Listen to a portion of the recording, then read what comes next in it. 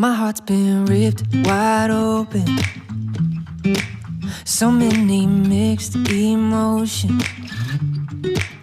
It's like I finally noticed I've been set free.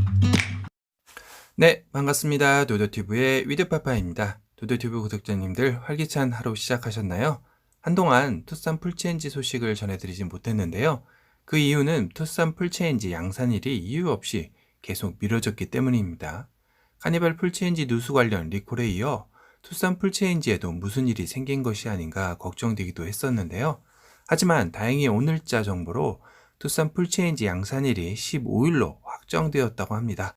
바로 내일부터 생산이 시작되네요. 첫 양산일인 10월 15일 100대를 시작으로 17일 토요일까지 일 생산 100대, 이번 주는 총 300대를 생산하게 되네요.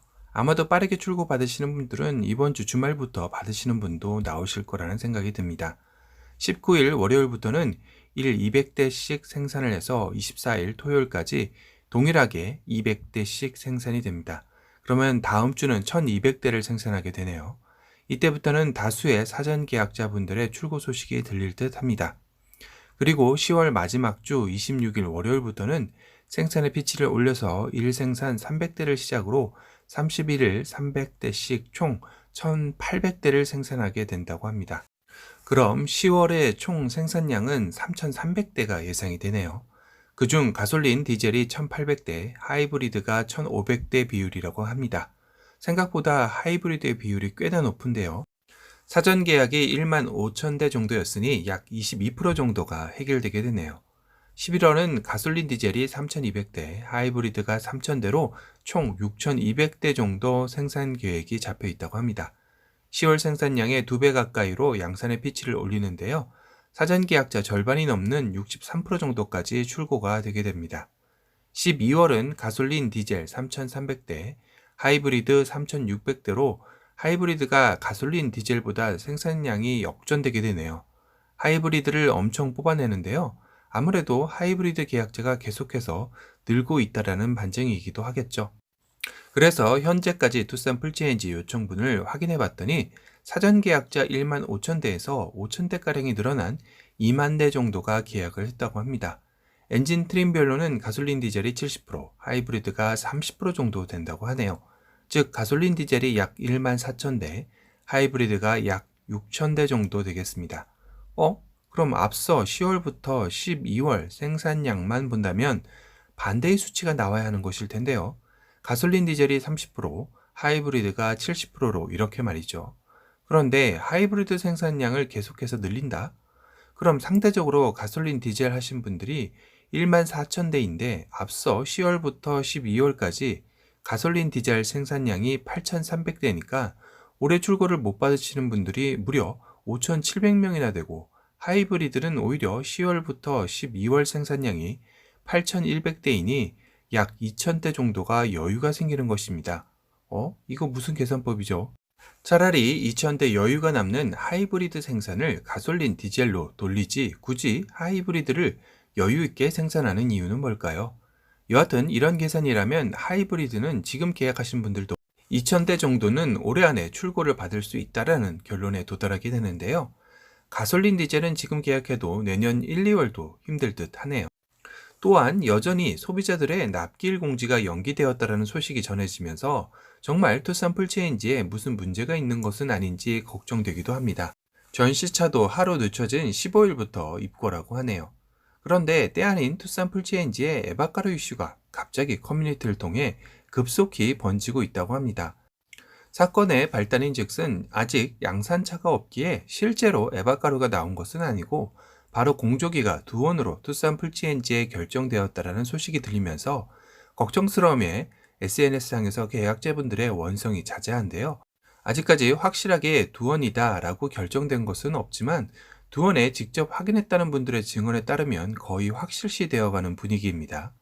현재 카페에서도 확인된 정보는 어제인 13일 날 현대에서 마지막 점검을 마쳤고 월요일까지 생산된 투썸 풀체인지 차량의 조립 품질을 보기 위해 회사 내 품질 검수팀은 1차, 2차 협력사를 방문하여 제차 품질에 대한 확인 작업을 하였다고 합니다.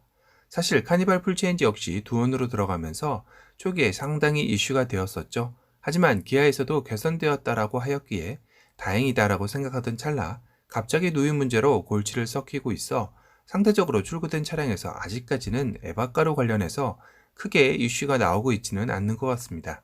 아니 당연히 없는 것으로 믿고 싶고요.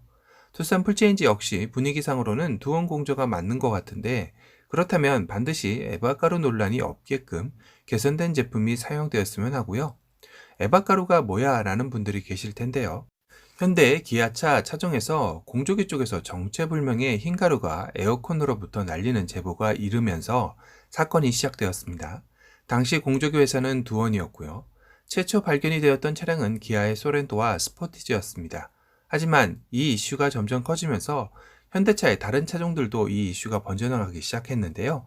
덴소 제품을 사용했던 K5, 한라 공조 제품을 사용하는 그랜저 IG, 소나타, K7에서도 에바가루 논란이 끊이질 않았습니다. 최근에는 산타페와 팰리세이드까지 가세해서 현대기아차 전 차종 품질 문제 논란이 식을 줄을 모르고 있었는데요. 이 정체불명의 흰가루가 에바가루로 밝혀지면서 문제의 심각성이 대두되기 시작했습니다. 에어컨에는 증발기 즉 에바포레이터라는 장치가 있는데요. 이 장치는 공기를 냉각시켜주는 주요 장치로 알루미늄 코팅이 되어 있습니다. 이 알루미늄 코팅이 벗겨지면서 공조기 배관을 타고 실내로 유입되는 것이 원인이었다고 합니다. 이 과정에서 알루미늄 가루가 산화가 되면서 산화 알루미늄이 되어 흰가루가 실내에 날리게 된 것인데요. 장기 노출 시 여러 가지 신체 문제를 낳을 수 있기에 현대 기아 측에서도 이런 부분은 하루빨리 개선하고 대응하는 자세를 보였으면 합니다. 오늘은 투싼 풀체인지의 15일 최초 양산 소식을 전해드렸는데요. 오늘 영상이 도움이 되셨다면 도도튜브 구독, 알람 설정 부탁드리고요. 또 다른 신차 소식으로 찾아뵙겠습니다.